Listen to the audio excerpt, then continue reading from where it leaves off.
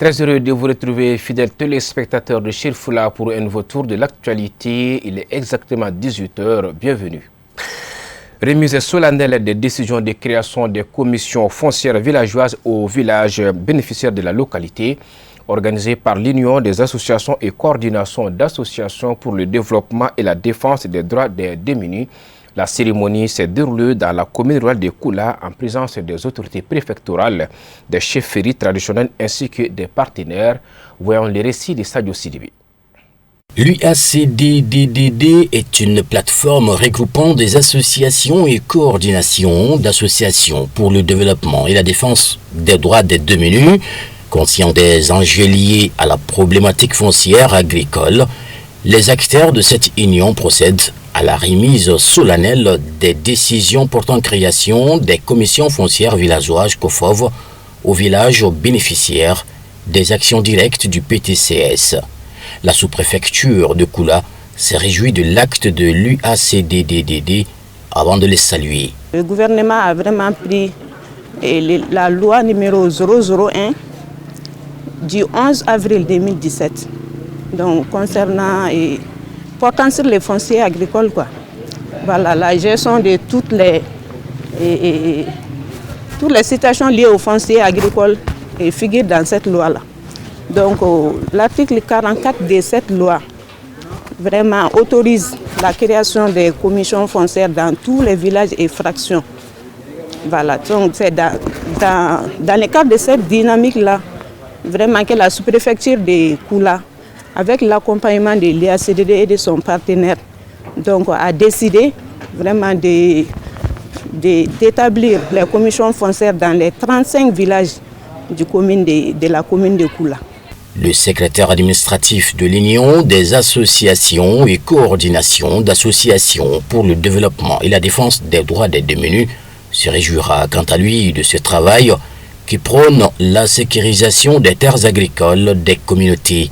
C'est par la commune rurale de Koula qu'a débuté cette activité ayant permis à plusieurs villages de bénéficier des actions de ce genre. Aujourd'hui, c'est un sentiment de joie. Un sentiment de joie par rapport à la sécurisation des terres agricoles des communautés. Alors, nous avons entamé bien sûr ce travail dans la commune de Koula avec le soutien de Enabel. Alors, cette joie, je l'exprime par rapport à l'accompagnement même des chefs traditionnels. Vraiment le soutien qu'ils ont eu à nous apporter pour la réalisation de cette activité.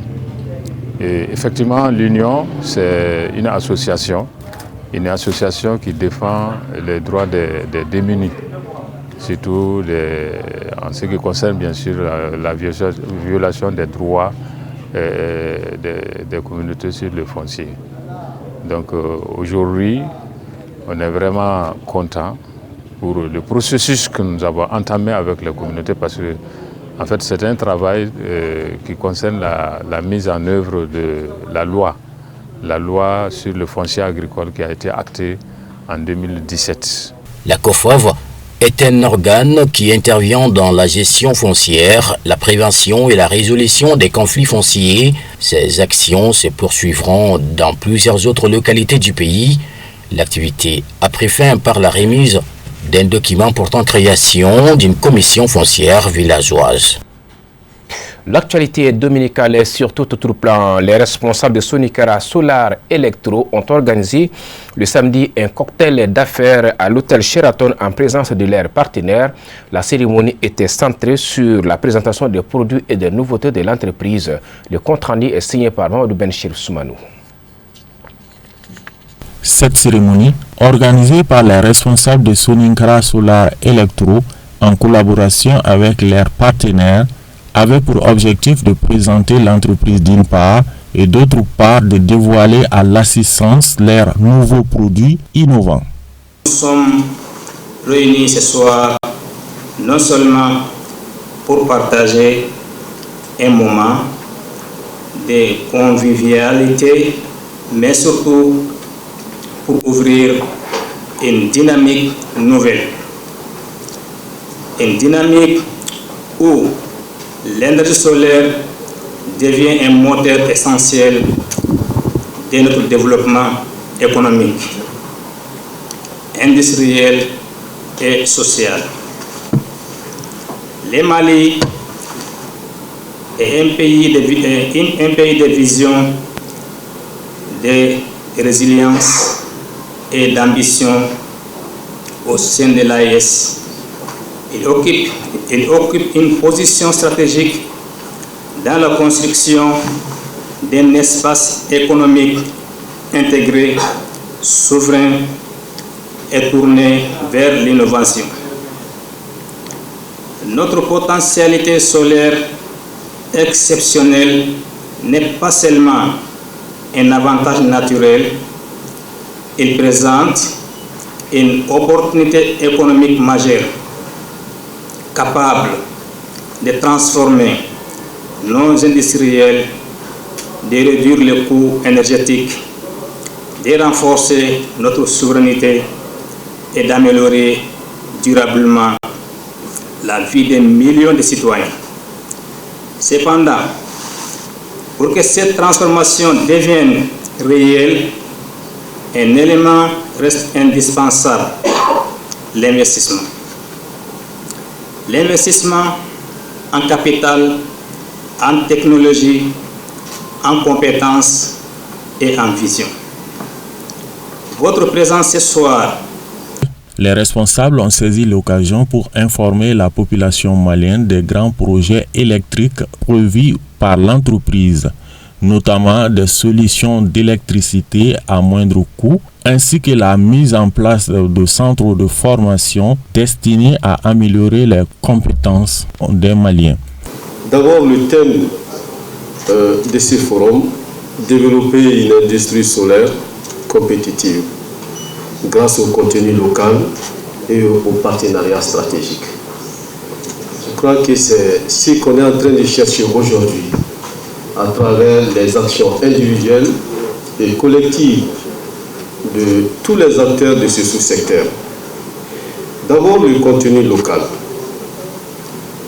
Pour moi, il s'agira surtout de mettre en synergie l'ensemble des acteurs qui concourent à la mise en œuvre du développement des énergies renouvelables, particulièrement du solaire photovoltaïque, pour que chacun puisse trouver son compte, du fournisseur à l'installateur, aux clients et aux entités de mise en œuvre du service après-vente. Il faudrait que ce contenu local soit une réalité pour nous tous.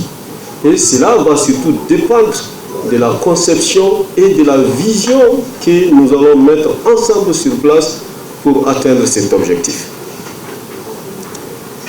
Aujourd'hui, le Mali, il a dit, on est central pour parler de la politique énergétique. Le Mali occupe une position stratégique, pour dire une position géostratégique dans le développement de l'énergie, pas seulement dans l'espace AES, mais dans la sous-région. Et il faudrait que les acteurs intègrent cet aspect dans tout ce que nous devons faire. Ne pas avoir une vision limitée de nos actions, se mettre dans une logique de suite et de continuité pour que dans les jours à venir, nous puissions rester ce pivot au niveau de l'espace dans lequel nous sommes. Nous avons un potentiel solaire incommensurable. Il n'y a pas de parade, c'est un don de Dieu. Et nous avons aujourd'hui la technologie, comme si les autres avaient travaillé pour nous en termes de recherche et de développement. Nous avons une technologie assez mature au point d'être flexible, au point de s'adapter aux conditions réelles. Il convient de rappeler que Soninkrah Solar Electro, créé en 2009, est aujourd'hui implanté dans plusieurs pays, témoignant ainsi de son expansion et de son expertise dans le domaine de l'électricité solaire. L'actualité au Bénin. Dans un communiqué publié quelques heures après l'assaut d'un groupe de militaires, le ministre de l'Intérieur et de la Sécurité publique du Bénin a annoncé un retour à la normale. Voyons cette info commentée par Moussa Fomba.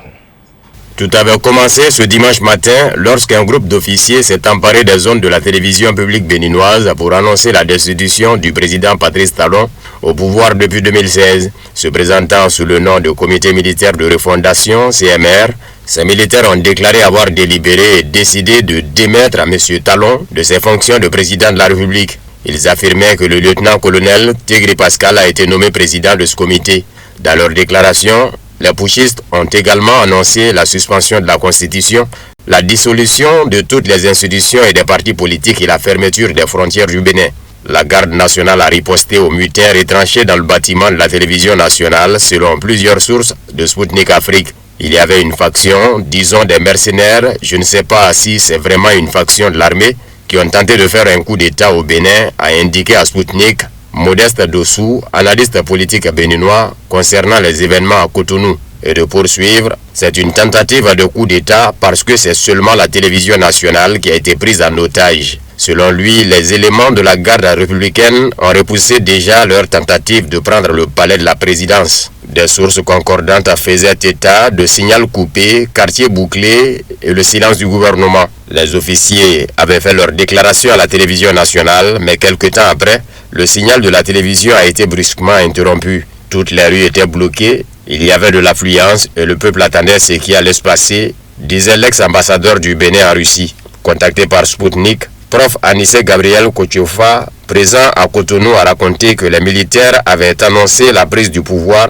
Quelques heures après cette annonce surprise, le camp présidentiel donnait la riposte. Une source proche du chef de l'État attestait que Patrice Talon était sain et sauf et que l'armée régulière fidèle au gouvernement avait repris le contrôle de la situation. Les forces royalistes avaient sécurisé la ville de Cotonou et l'ensemble du pays, réduisant à néant la tentative de coup de force, a ajouté cette source à l'AFP. La situation semblait revenir à la normale. Dans son communiqué, le ministre Alassane Seydou invitait les populations à vaquer à leurs occupations.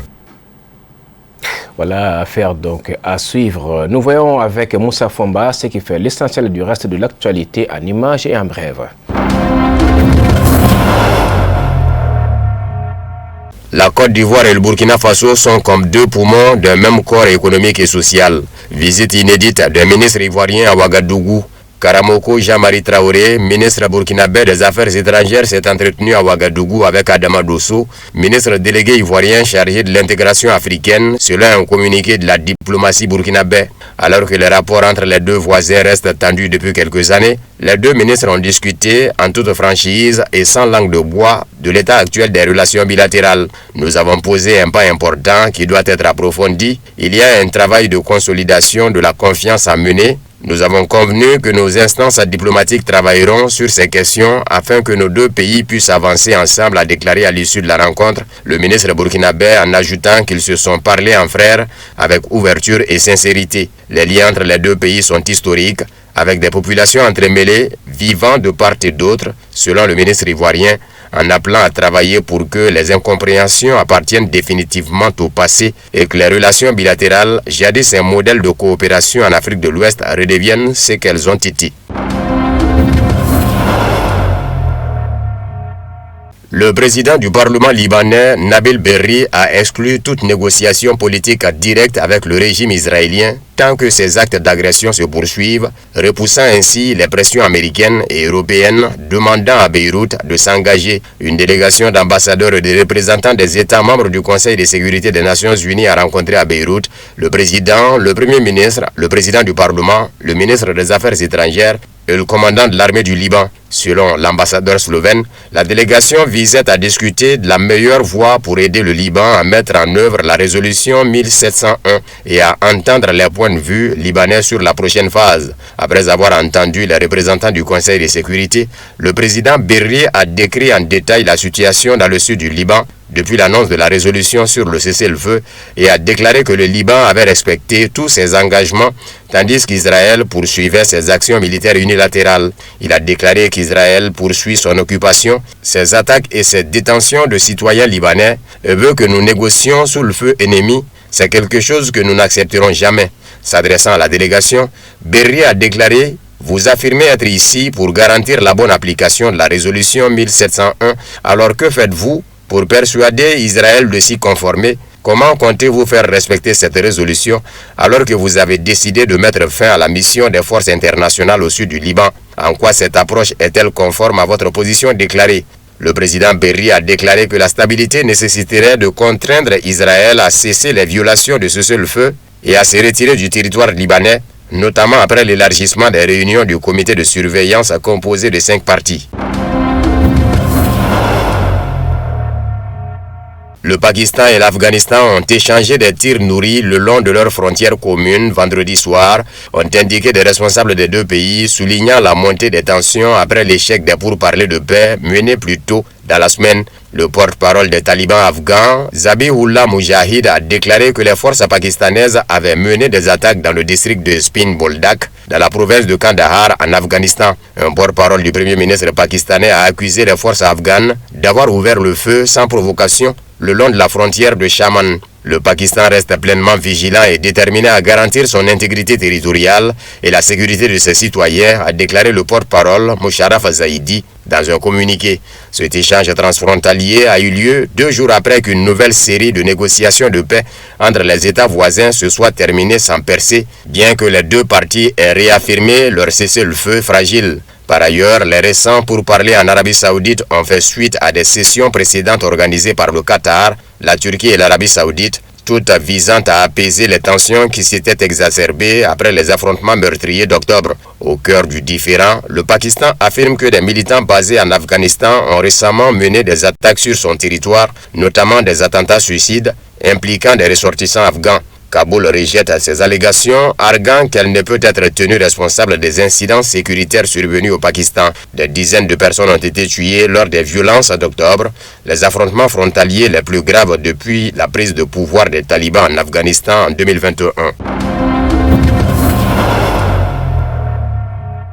La Chine exige que le Japon mette fin à sa campagne diffamatoire contre les actions de l'Armée populaire de libération, a déclaré le porte-parole de la marine, Wang Xiangmen. Réagissant aux allégations de Tokyo selon lesquelles les forces chinoises auraient ciblé des avions de chasse japonais au radar, le porte-parole a déclaré « Le groupe aéronaval de Liaoning, appartenant à la marine de l'armée populaire de libération chinoise, a mené des exercices programmés à l'est du détroit de Miyako avec des avions de chasse embarqués. La zone de manœuvre avait été annoncée à l'avance. Au cours de ces exercices, des avions de chasse des forces d'autodéfense japonaises se sont approchés à plusieurs reprises de l'espace aérien de la zone spécifiée, ce qui a gravement perturbé le déroulement des exercices routines chinois et constitué une menace pour la sécurité aérienne. La Chine exhorte le Japon à cesser immédiatement sa campagne de diffamation, a déclaré Wang Xiangmen, cité par l'agence de presse chinoise. Ces incidents sont survenus dans un contexte de nette détérioration des relations suite à la déclaration du premier ministre japonais Shinai Takaichi lors d'un débat parlementaire. Cette dernière avait affirmé qu'une crise militaire potentielle à Taïwan pourrait constituer une menace existentielle, contraignant le Japon à exercer son droit à la légitime défense collective. La Russie se tient épaule contre épaule avec les dirigeants vénézuéliens et appelle l'administration du président américain Donald Trump à éviter une escalade de la situation avec Caracas en un conflit ouvert, a déclaré à l'agence russe d'information TASS le vice-ministre des Affaires étrangères Sergei Ryabkov. Le haut diplomate a noté que Moscou observe la situation au Venezuela avec une grande inquiétude car les tensions ne s'apaisent pas et l'escalade se poursuit. Cela est principalement dû à la volonté d'établir la domination incontestable des États-Unis dans la région, ce qui est la marque de fabrique de l'administration Trump, a expliqué Ryabkov. Nous exprimons notre solidarité avec le Venezuela, avec lequel nous avons récemment signé un accord de partenariat stratégique et de coopération, a déclaré le vice-ministre des Affaires étrangères. Nous soutenons le Venezuela comme il nous soutient dans de nombreux domaines. En cette période difficile, nous sommes solidaires de Caracas et des dirigeants vénézuéliens. Nous espérons que l'administration Trump s'abstiendra d'aggraver la situation et de la conduire à un conflit ouvert. Nous l'exhortons à le faire, a souligné M. Ryabkov.